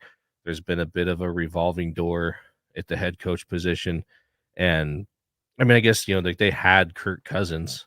they did. They franchised him for as long as they could, and I mean, not that Kirk Cousins has lit the world on fire in Minnesota, but I think that if you could go back in time, I think you would probably just hang on to him. Uh, it's a very low ceiling, high floor, Kirk Cousins, and I think sometimes you just got to be happy with the high floor and see what you can put around him and see what that gets you. But the thought of Belichick going there seems weird. The only way it makes sense to me is, we talked about some of these older coaches and coaching with the ways of the past, and Belichick would probably feel like he was in the past coaching at FedEx Field because it hasn't been updated since the 70s, I Oh, don't it's think so. so awful. Like, this is a local team for me, and I have to admit, I'm not a Commanders fan whatsoever. I laugh at that organization because of what they do. The fans around here have kind of come around a little bit. I think that they haven't talked themselves into them being good in a few years now, whereas before it was like every year, oh, we're going 10 wins. And it's like, what are you talking about? This is a 6-win team at best. And then the team would stink and they would be like, I can't believe they're this bad again. And it's like, well, you haven't been watching because the organization doesn't make good decisions. And I think people thought around here that once we get rid of Dan Snyder, that the whole thing is going to be made better. And it's not going to be instantly made better. There are a lot of things that have to happen for you to be a good football team, and it takes time. So the new owner is good, but is the new owner worth a damn, or is he just a rich guy who is not going to make the right decisions, not going to make the right hires? But hiring a guy from the 49ers who are clearly talented, clearly bring in a lot of talent is a good move. I think you need the right coach to make this happen. But if they're still uncertain at quarterback, they need to make the right pick. And I think that, again, they're going to have their choice. But the question is, do they move up to take their guy? Like if the Bears call and say, do you want this pick? Is it smart for you to give up a lot just to move up that one spot to get the guy that you want, knowing that the Bears probably don't take a quarterback, but that they could take a quarterback? That's the intrigue for me with the Commanders is, do they just hope that do they hope that the Bears don't take their guy, or do they just move up and say, screw it, we're going to go get our guy, but that could mortgage the future for later? So there's decisions that could possibly be made. And oh, by the way, if they hire Belichick, does Belichick take the guy that he knows the Patriots want? So much intrigue. That is funny. And Bill Belichick, he I mean, Totally even good. my pettiness doesn't rival Bill Belichick's. No, But I mean, if the Bears aren't going to take a quarterback, they should move the pick. It doesn't make any sense to stay there otherwise, in my opinion, because there's too much to gain by moving off the pick if you're not going to take a quarterback. Um, so yeah, do the Commanders move up? I don't, like you said, I don't. On the surface, there's not a huge disparity between these top 4 or 5 guys that are going to be coming out. I don't probably not. think, and they all kind of have different styles. So it's a matter of what you think. What do you value in a quarterback? What do you think fits with what you're wanting to do offensively? Um, and go that route. But I don't even know that they necessarily have to move up again, unless you're worried about whoever it is that ends up in the number 1 spot. That they're going to take whoever your favorite guy is too, whether it's Caleb Williams or Drake May or whoever else. So I'm not sure, man. Like we talk about the owners, and as you said that, what I could help but think is, what the best kind of owners are the ones that hire football people and then stay the hell out of the way. I agree 100% with you. That's what made the Bob Kraft, Bill Belichick thing work. Kraft cut the checks. That's basically all that he did for a vast majority of the time. And guess what? They won a lot. Jerry Jones doesn't do that. He cuts the checks, but also is on the radio every week and is the GM. And guess what? Haven't won a Super Bowl in 30 years. I think that does matter. And I think that the owners aren't always the most football savvy people, even if they played football. It's always good sometimes to be removed from those decisions and have somebody whose job it is to do exactly that. And I think that's an important piece that you're talking about here. And that's why I think that at least the Commanders have done the right thing in getting a GM in. So this new owner is not going to probably be as meddlesome as other owners would be. And I think that does help because Daniel Snyder was meddlesome, wanted his own guys, all that good stuff, even when he had a GM. But it doesn't seem like that's going to happen in this particular case because I think that they want to start fresh and they know this. But again, it's hard to make the right decisions because you talked about how there's not much of a difference. All that we know is all these guys are busts. None of these guys could actually make it. So everybody could be making a crappy decision here. But there is no tough decision. But I think for the Commanders specifically, being where you are, I don't know if I trade up because I think I want to have those assets to try to build around this new quarterback. And moving up one spot, I don't know how much more that buys them because, again, they're choosing between all these different guys who a lot of them probably don't necessarily have a chance to be like these high ceiling guys. But if you get the Kirk Cousins type, but you have a good team around him, you might be able to do something with that. Yeah, I mean, we're seeing it. We've talked about it. We talked the whole Brock Purdy game management conversation. Yeah, just wait till the game seventh manager, round yeah. and take your QB. We had that conversation. I think if you've got the right pieces, and I would say we could agree that Brock Purdy's a guy that understands his role in the system, right? And he executes it, and at a high level. You don't have to have the flash and pizzazz of a Patrick Mahomes, or Lamar Jackson. The title game manager has such a negative stigma around it, and like we said when we talked, I don't think it's such a bad thing to be a game manager. Nope. At the end of the day, but Cam Newton's ears just perked up some more. right. I tell you what, I don't know what you think about these quarterbacks coming out, but the one that I'm the most intrigued by, that I'm very curious to see where he goes and how he pans out, is Michael Penix Jr. The only thing that I'm worried about with Penix is that, from what I can tell, his mechanics are not very good. His mechanics are somewhat Tebowian in a way, and you could kind of see that in the national championship game. He's got a really weird wind up to his throw, being left-handed. I think that could limit him in the pros, but there's also a ton of guys who can help him work on that, right? And try to fix those mechanics.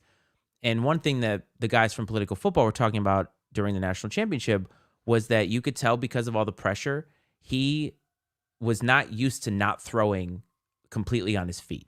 And so there was a lot of bad footwork that took place there. And I think that you need to work on that if you're going to be in the NFL. I agree that there's a lot of potential. I think Michael Penix is more raw than he seems to be when he plays in college.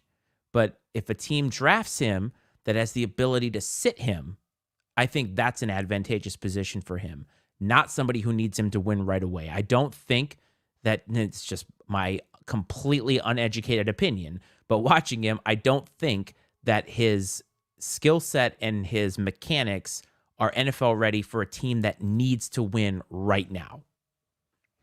That's a fair point. Now, one thing, I've always been of the opinion that when you're going to the NFL, from college to the NFL, when you get to the NFL, like, leave mechanics alone, unless it is really something that is a simple tweak that is going to elevate your game in a significant way.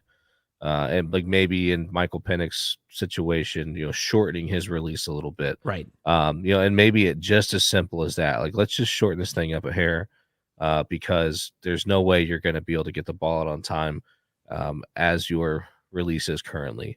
But I think of the movie Moneyball, when they were talking about, I think, was it Chad Bradford or whatever, and Jonah Hill's character says, this guy does this. Yeah, he's like, but nobody will sign him because he throws funny. Yeah. Just because of the way it looks. And I think that sometimes you can You can do more harm than good when you get into messing with mechanics. But simple tweaks. I mean, footwork's something I think that is you can improve a thing like footwork. But I Yes. think there's so much muscle memory that comes with throwing motion and that release that I think you got to be careful if you're going to you got to be careful if you're going to dive into that, because it'd be like someone like me trying to work on a transmission. There's just a better chance that I'm going to screw it up. I might as well just keep riding on that thing till it blows up. Oh, sure. But in the NFL, every second matters. Every split second matters. And so if he has a long follow through on his passes, and you talked about earlier, and your dad talked about it too, how nobody's open. You've got to throw in these incredibly tight Yeah. windows at the right time. And if his mechanics are slower than every other quarterback coming out, that was one of the biggest things about Tebow. Is you look at his mechanics, he was a very slow follow through. Never could get the ball in at the right time when he had to. But when the guy was a winner, you loved his energy and everything. And Penix, same thing, right? You loved everything. And I don't even say his body language was bad during the national championship game. He just looked like, man, we don't have anything. Like, this team that didn't have anything. And you know what? It happens. Yeah. Michigan was significantly better. Their offensive line and defensive line bullied Washington all night. But I think when you look at Penix, the player, that's the only thing that worries me about him. But again, it remains to be seen, because not every quarterback has been completely ready to go right off the bat. I mean, Tom Brady didn't start right away. There was a reason Tom Brady was a 6th-round pick. Nobody knew, and you never know. But I agree with you. That's intriguing, but I think that those are the concerns that I think people will have. But again, drafted to a team that doesn't need to win right away. He can learn, start to tweak some of these things like you talked about, and then maybe he's in a better position to win. But I think if the Commanders take him, no chance. I really don't think there's any chance, because I think that they don't have the luxury of letting him sit. Maybe I'm wrong, but it doesn't seem that way. The fan base doesn't want that. It seems like the organization doesn't want it. So there's a lot of intrigue with the draft. And as we get into draft season, now I will say this, Coach and I are not draft experts. We don't really have an appetite for doing mock drafts or anything like that. But I think the intrigue that happens especially at the top end of the first round is fun to sort of banter about.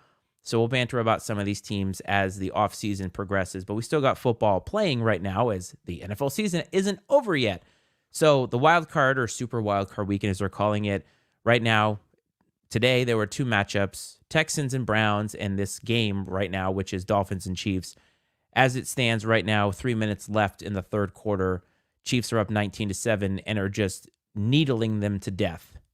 Death by 1,000 cuts. The Dolphins have absolutely nothing offensively, because the feel like it's negative 27 degrees. Let's be perfectly honest. But let's go back to the Browns for a second. So that Joe Flacco thing was fun for a while, wasn't it? Yeah. And I sent you that text right before, it just really got out of hand. And that was that is Joe Flacco everything Kirk Cousins wishes he could be? That's a good question. Because they're very similar players. High floor, low ceiling guys. Flacco's got a Super Bowl under his belt. But both seem kind of like that, just dad type dude, whatever. And I think it was a cool moment for Flacco because he got to come back. I think one of the things they said on the broadcast was he really enjoyed the fact that his kids are now of the age they got to really see and understand what it was that he was doing. And he really enjoyed that. They got to see dad be a starting quarterback in the NFL and then, play in the playoffs. And so, I thought that was pretty neat. Some of those stories that lie on the periphery. But, I thought the Browns had something, man, going into the playoffs here.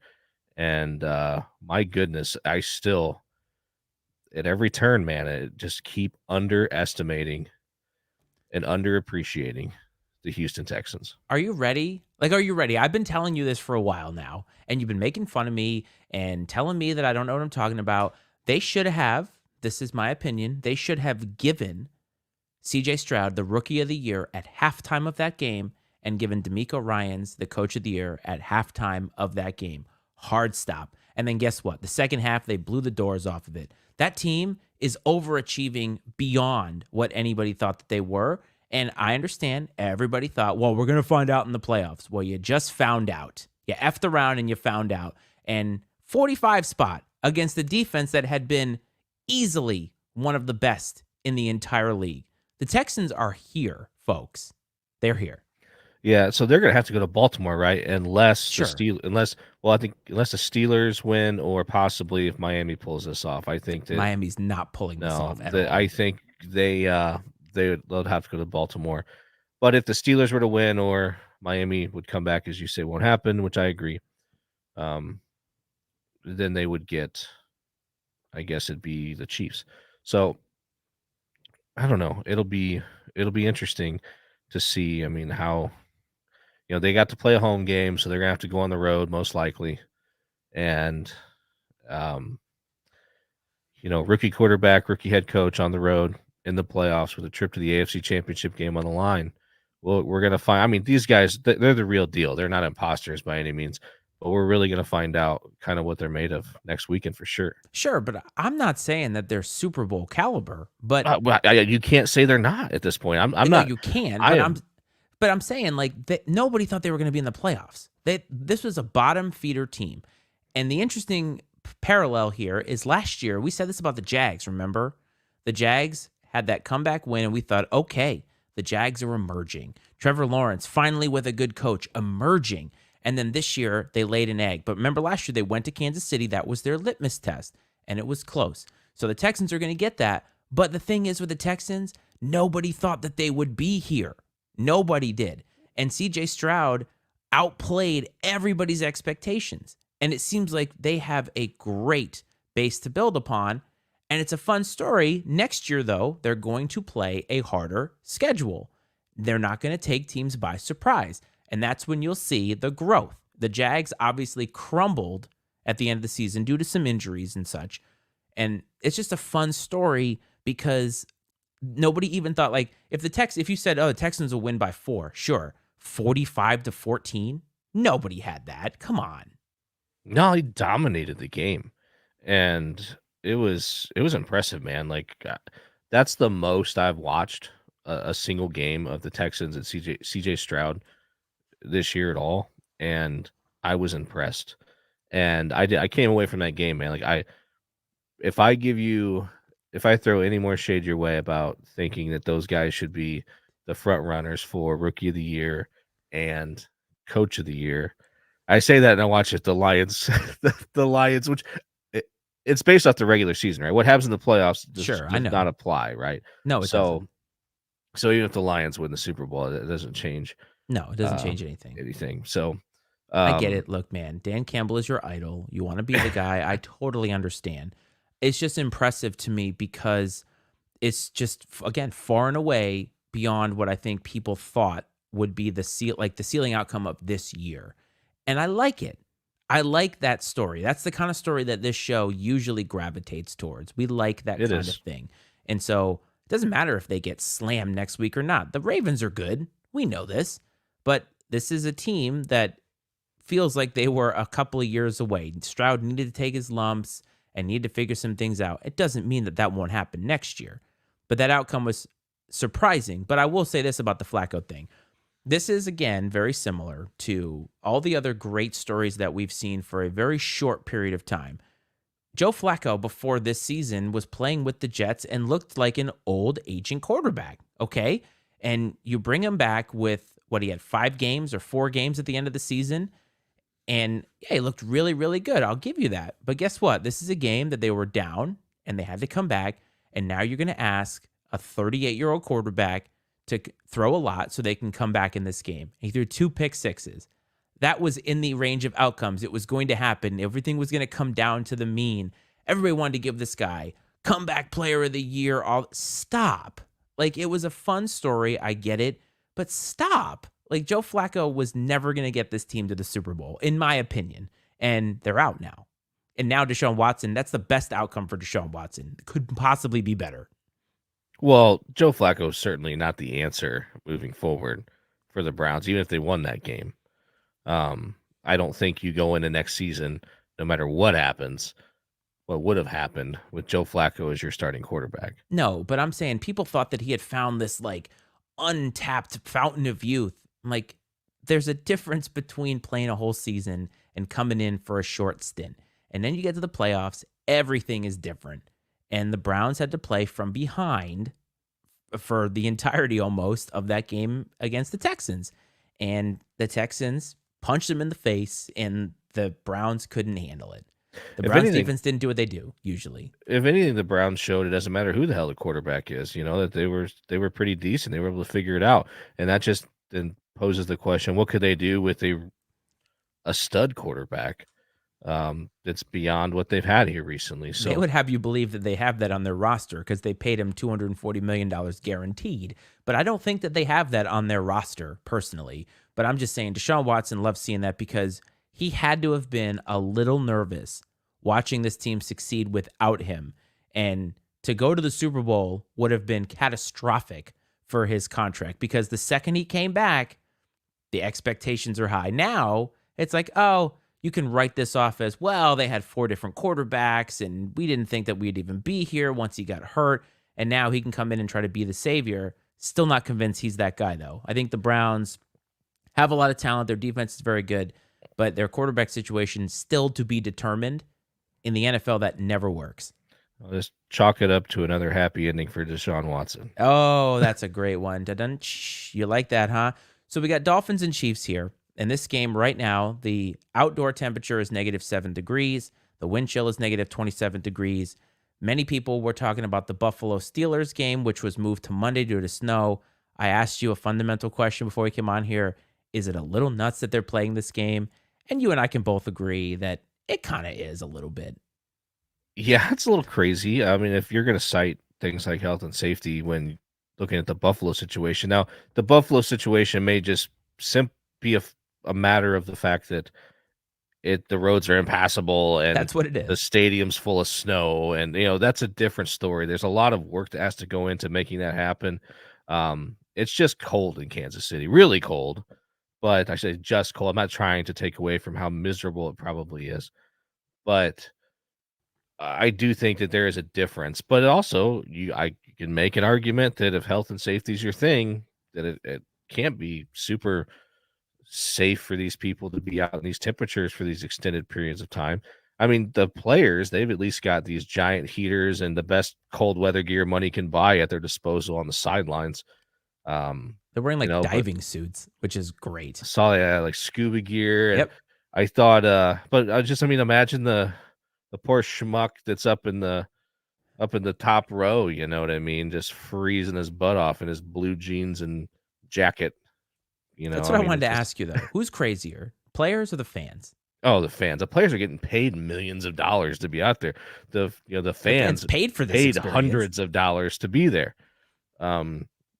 So definitely the fans. 100% the fans. By the way, my brother-in-law told me that you could get a ticket to this game for $28 as of last night. Yeah, I did see that it wasn't full. I wonder if that breaks the tickets were likely sold. Yes. So it'll still count as a sellout. But It look, I will. wonder. Yes, it will still Yeah. count. But a lot of fans, because he told me this, and he's like, "Would you go?" I was like, "No, no, no, no, no, no, no. You'd have to pay me to go to that game, and I'm not sure what it would take. I really don't know what it would take. -27, like none of that feels good, especially for a first round game. Just no way.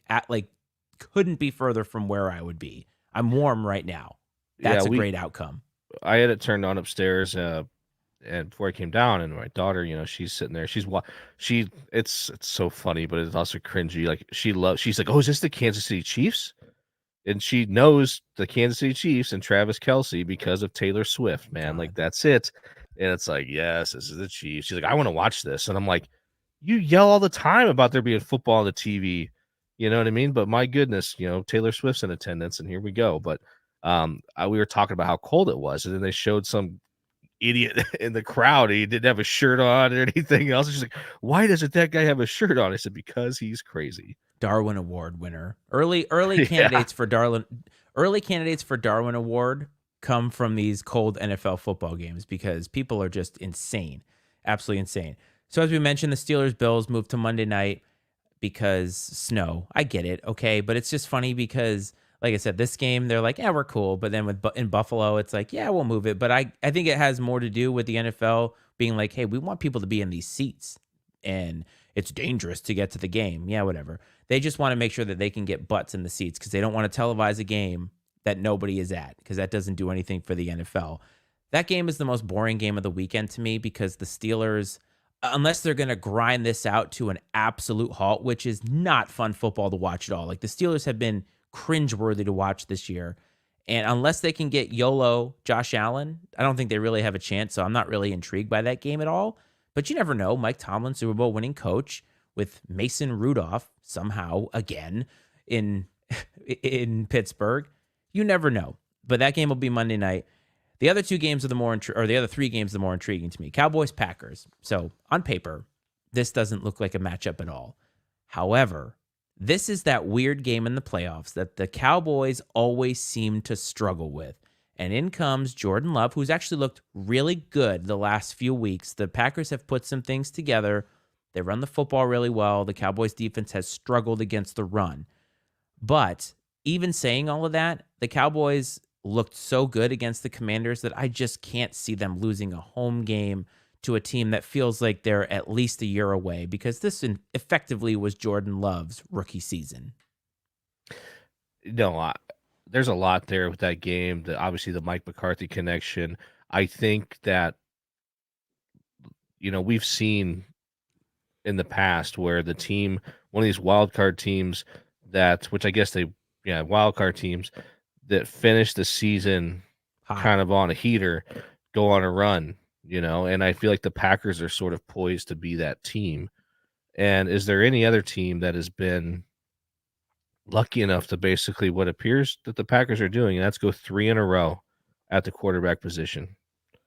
You could make an argument. Wow. And he's not quite there yet, but to have there not be a significant drop off in the first year without Aaron Rodgers, Packers fans have to feel pretty good about that. Doesn't mean that Jordan Love is the answer. It doesn't mean that he's going to be at that caliber, but to not have a drop off is great. Now, they did take their lumps in the middle of the season, and I want to shout out my man Braylon, who is the commissioner of my fantasy football league, the Royal League of Thumb Tappers. They actually made us hats and stickers and everything, so I got nothing out except for that for my $50. I asked for a refund today. I did not get that.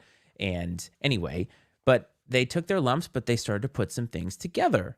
And yes, you're right. They kind of are one of those teams. I would make an argument in the next game that there is a team that's coming in kind of in the same vein that I picked to go to the Super Bowl. But I think the Packers are going to give them a run for their money. But I just feel like the Cowboys aren't going to lose to a team like that. And they're going to lose to a better football team, I feel like, because that's what they've really had a problem with, is beating a good football team this year. And they like may the Detroit Lions. Well, we'll see. But it's an intriguing game. I didn't even think about the McCarthy thing because they're not playing at Lambeau. And I think it's just ancient history at this point. Yeah, but maybe so. The real narrative is, can the Cowboys stop losing games like this in the playoffs? I think they're going to break that curse. So you talked about your Detroit Lions. And they're playing the St. Louis, good Lord, that's an old one. They're playing the Los Angeles Rams, and Matt Stafford is coming back to Detroit in a playoff game, which is ironic because it's something that Detroit didn't see a lot of while he was there, despite him playing with Calvin Johnson all of those years. And they traded him away because Matt Stafford wanted to go to a contender. And the second he went to a contender, what did he do? Won the Super Bowl. This Rams team, though, was a weird team because they were high at the beginning, 3-6 at one point, finished 10-7, I believe. This is a dangerous team, in my opinion, because they have a veteran Super Bowl winning quarterback who has clearly elevated the wide receivers around them.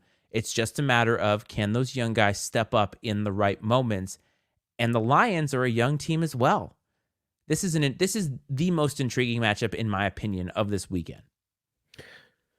Yeah, I agree. And you have Jared Goff on the other side of this, right? Who's the guy that the Rams let go for Matthew Stafford, and so many storylines in this game. I love it. But McVay's got been to the Super Bowl twice, won one, and obviously Stafford won one. Veteran quarterback, like you mentioned, guys played a lot of football. Dan Campbell hasn't been in a situation before. A lot of guys on that roster likely haven't been in this situation before. So it'll be interesting to see how they handle the emotion of it. And that's one thing, is that Dan Campbell appears to be a very emotional person. and he lets his emotions, you know, leak in, if you will, to his coaching decisions and how he goes about his business, which I think he owns that. He knows that's who he is, and he doesn't try to shy away from it, and that's fine. But sometimes in a game like this, that can be a little reckless. I'll admit that. Which is what I Um, talked about with the Cowboys game. We kind of debated right. about that, right? And you said, well, Yeah. that's what's gotten them here. But there are moments, the playoffs are those moments where you need to rein that in.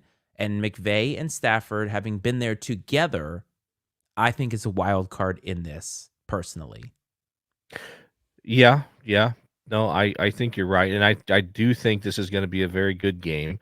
It is an interesting one because the Rams are hot, and there's a lot of weird probably emotions that are tied up in this game. Obviously the long playoff victory drought for the Lions, um, the return of Matthew Stafford, maybe Jared Goff feeling slighted to some degree and wanting to stick it back to the Rams. A lot of stuff going on, and then obviously the fact that it's just simply a playoff game and you're playing to keep your season going and have a chance to win a Super Bowl. I take it that the Rams may be your Super Bowl pick. Well, they are, yes. I thought that they would go to the Super Bowl. They feel like one of those teams that nobody's really giving a chance, but with their quarterback who's playing really well right now, and again, it's a young team, but a young team with a veteran quarterback a lot of times doesn't play as young as a young team with a young quarterback. Now, Jared Goff is not a young quarterback, but the coaching thing, like that's what intrigues me about all this because again, you have a lot of veterans on the other side in the important places, and that happens a lot. I mean, look what the Falcons did, where they had Matt Ryan and they had Dan Quinn, and they go up 28-3 against the Patriots. But on the other side is two guys who are like, doesn't matter what the situation is, we have to do what we have to do. And Dan Quinn got outcoached in that game to the point that the comeback that nobody saw coming, that would never happen in 1,000 other tries of that game. Still contend this. I realized that I left and turned off the game in the third quarter. Fine. Tell me. But I still contend that 999 other times that they played that game, the Falcons win that game 998 of those times. So I was in the right. But I'm just saying. So if not to put the cart before the horse here, but if the Rams were to win the Super Bowl, do you think that Matthew Stafford rides off into the sunset? That's question one. Question two is Matthew Stafford a Hall of Famer, or would he need and would winning the Super Bowl, another Super Bowl, solidify that fact if he isn't already? So this is interesting because I think before the last Super Bowl, my initial answer would have been no, very, very swiftly. He won the Super Bowl and then is hurt. And I feel like this season coming back when he didn't have to come back because a lot of people thought he was going to retire, and a completely new team to the point that I think his wife had made some off comment in the off season that he didn't even know everybody's name. And to take that into this, and then if he wins a Super Bowl with that, elevating a guy named Puka Nakua, which I think Dave said sounded like a Harry Potter spell that made people throw up. And to take that and win a Super Bowl with it, to me, I think then gets him to that promised land. Now, if they don't win the Super Bowl this season, is he a Hall of Famer? That one is hard for me, but also he did play with Calvin Johnson, and Calvin Johnson had a record-breaking season that year. And when he was the quarterback for the Lions, they did go to the playoffs often enough that it puts him in that upper echelon. He's definitely the best quarterback in Lions history. Again, what that says in the larger narrative, I don't know. Your mileage varies. But I would probably lean toward more of a yes than a no, even if they don't win the Super Bowl. If he does win it, it's a definite yes, because not many guys with two don't go in. And his two were not one because he wasn't a part of it. Like he would be an integral part of both of them. And so if Eli Manning gets in, Matt Stafford has to get in with two, hands down. Yeah, I agree. I agree. I think he's borderline now, but I think he is. I would say more yes than no, just like you. I feel the exact same way, and that a victory here this year, if he gets to that point, would solidify it. And I also think that, and he may retire regardless of what happens, but I think if they win the Super Bowl, he definitely hangs her up. Yes. So that's the intriguing matchup for me. Now, the last game is on Monday night, I believe, and is Eagles Bucks. This one is intriguing, first of all, with the Nick Sirianni stuff we talked about earlier. But then you have no A.J. Brown. That was announced today. The Eagles have mightily struggled the last few games of the season. They started 10-1, finished 1-5. A lot of turmoil in that locker room. And then here come the Tampa Bay Bucks with Baker Mayfield, who, in my opinion, should be comeback player of the year. I know DeMar Hamlin died. I get it. But football-wise, Baker Mayfield has played his ass off. They won a division title, and they have a home game against a really, really struggling Eagles team. And I could not be rooting harder for Baker in this situation. I want to see him get that playoff win with a team that everybody thought was tanking after Brady left. Yeah, I do too, man. Like I picked the Eagles because that just felt like the smart choice, I guess. But I would love to see the Bucks win this game. I think that, you know, I like yeah, Baker came out of he's not the type of guy I would typically like because he was kind of arrogant coming out of college, and he still has that too has a little bit of that in him for sure. But I think he got humbled a little bit. I agree. And I think that he's got all those great traits that made him good at Oklahoma and have the success he had in Cleveland. You know, he is kind of a gritty guy that goes out there and gives, you know, I think the guy just plays hard. He's a competitor. And I think he's got all those positive things now without a lot of that, a lot of that ego that he maybe had earlier in his career, and especially when he was at Oklahoma. So I would love to see the Bucks get the win, but I feel like, man, like there's the Eagles are gonna have. I mean, they got to be in like desperation mode because you're on the. You know, they went to the Super Bowl last year. They looked so good. Start off this year. If things really fall apart, like they may all of a sudden be like in rebuild mode. I mean, just like that, you know, a reset. And obviously, as we talked about earlier, Nick Sirianni may be coaching for his job possibly, and so it will that will all of those factors sort of come together to will it bring the team together to motivate them to make this final push, or will things just, you know, at the first sign of adversity against the Bucks, will things start to fall apart? But we've been looking for them to get that get right game for 6 games now, True. and they haven't been able to put it together. And I just think that they're not going to be able to pull it together for whatever reason, whether it's internal struggle with the team, whether it's the wrong, I don't know what it is, but this team was dominant last year. And if not for that fumble right before halftime in the Super Bowl, may have actually won the whole damn thing. And it's just amazing how things change. And I just don't have a good sense, which means I said this to somebody the other day. The Eagles are the most uncertain team in the field right now, and they're probably going to go to the Super Bowl because that's NFL. That's how Yeah. football works, right? Is you just never know. You and I, no matter what, watching football for 40 years, 70 something years combined, and we still know nothing when all of it comes down to it. Because in these one game samples, everything is on the table. All outcomes are on the table, except for this Chiefs game because it's 26-7 now, and the Dolphins have absolutely no chance. But my point being is like you just never know. And there is that kind of intrigue in the NFL that doesn't exist in college because most of the time a heavy favorite wins so often. And that doesn't mean NFL is better. It's just different. I don't Sure. feel the same way about the NFL playoffs. Like I don't feel this pull, but watching college football, I do feel that pull. So it's just a difference. But the NFL playoffs will be intriguing in my opinion, and we'll see. Our picks are going to be terrible. Like the Rams are probably going to lose big this weekend, and who cares? I mean, who cares? Yeah, we did a my boss, she printed out like some sheets, sort of almost like bracket sheets. Was like, hey, everybody circle your winners for this weekend's NFL games. And a couple people are like, oh my gosh, I have no idea. I don't even know anything about football or whatever. I'm like, I said nobody Even does. better. Yeah, I said even better. nobody does. I said, so Go ahead, don't throw worry it out. about it. Yeah, like, it's like the even with the we do a bracket challenge for the NCAA tournament at work, and there's always people like, I have no idea. I'm like, you're probably better off not knowing anything, honestly, because it seems like, you know, you could know unless you're an expert, you basically just know enough to mess it up for yourself and overthink it or whatever the case may be. So it's just funny. And if you know nothing, you pick mostly chalk in the NCAA tournament, which once you get to the end is generally what you get most of the time anyway. So those people are the ones that win those bracket challenges, and it drives me insane. Yeah, it's funny. The the CEO, she was filling out her sheet and she's talking about how she doesn't, and she said, like it was hilarious to hear her like process.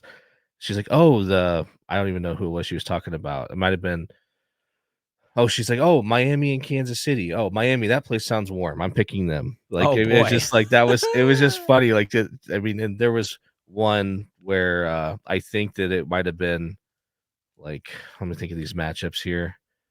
Uh I'm not gonna sit here and think about it, but whatever it was, it might have been the two mascots or something, and she's like, "Oh, that sounds way scarier than that," you know? I mean, it was just hilarious, like, her whole process of picking, I thought it was funny. I just love Miami sounds warm when it's negative 27 feel Right. like, which is just absolutely incredible. Well, you mentioned brackets, and I want to make, I don't want to call it an announcement, but Coach and I finally are going to meet each other in person, and we will be in Charlotte, North Carolina for the first round of the NCAA tournament. It's something that we've talked about a lot on this show. We love the tournament. It's one of my favorite days of the year. And so we are finally going to unite in person and have a blast in Charlotte, North Carolina, breaking in the NCAA tournament, watching some of that stuff. We just finalized the details the other day, and barring something unforeseen, which would just be what it is, we're going to make it down there I think it's March 21st, which is the first day of the tournament, and it's going to be an absolute blast. I cannot wait. We are going to do some content from down there just because, right? We'll do some lives, probably from the stands, things like that, just to give you an experience of what it's like to be there. I've been to the tournament, but never the first round. I could not be more excited about this from a sports perspective. Yeah, I've never been, and, I think the first round, to me, seems like the most exciting one to go to, and, obviously, it doesn't, maybe have the prestige of the Final Four or even the Sweet 16 round, but I mean, really, more than anything, it's just gonna be the full experience, right? Us finally getting together, spending 4 days hanging out, enjoying one of the best spectacles in sports, in my opinion, and, I've been to Charlotte before. I think it's a really cool city, and the weather will be a little warmer down there than what I'm sure we'll be dealing with here Yes. in mid to late March, so, uh, no, just looking forward to the nice little trip and obviously all the cool stuff that's gonna come along with it. And I mean, I know that it's gonna be an experience that, I'll never forget. You are absolutely correct about that. So we got a couple of months before that takes place. It can't get to March fast enough. But between now and then, we have the Super Bowl. Obviously, we're going to do more Friday shows with the NFL playoffs coming up. And we're thinking about some new things for the off season. And we're going to bring you the best content year that we can possibly bring you this year. We're going to try to, again, do some more personalized content with some of these teams. We want to get into college basketball a little bit more. Bradley Braves, maybe even do some Virginia Tech talk over the course of the year. A lot of things are on the table for us content wise, and I'm really looking forward to it. But at the end of it all, we just want to have fun, and we hope that you are having fun as well. A little bit of housekeeping before we end this for the night. If you want to find us on social media, TikTok at INC Sports, Twitter at Iceman and Coach, INC Sports on Facebook, the YouTube page, obviously, if you're here. If you want to listen to us on Apple or Spotify, or wherever it is you listen to your podcast, go ahead and do that. Make sure to hit subscribe. And the Matty Ice Media Network, mattyicemedia.com, for other podcasts that we have, like Fire Footwear, which is amazing because I host it. So, Brad, anything you want to say to anybody before we get out of here? No, thanks for your time, everyone. Thanks for listening. Excited about the things that we're gonna try to do moving forward, and I hope that people sort of engage with us more and let us know, maybe teams that you're interested in and or different specific sports stories you might be interested in because that's why we're here, man, is we want to entertain you and talk about stuff that not only we like, but things that you like. And excited to see how the rest of the first round of the NFL playoffs go here throughout the next couple of days. And I mean, really, man, to be honest with you, I'm just going to be trying not to freeze my balls off the next few days. The wind chills are going to be like near 30 below the actual temperature. I mean, it's basically like Kansas City, what you're seeing on TV. That's how it is where I'm sitting right now. So, it was 50 degrees today, but did not feel like 50. It felt like 35. So, I don't know if that makes you feel better. I'm sure you take that in a heartbeat. But stay warm, everybody. Stay warm, Brad. If you're at this game right now, you're an absolute savage if you're on this feed. But I want to thank everybody for their time. We'll see you next week. Make sure to stay safe out there, and we'll talk to you all next time. This is Football Friday.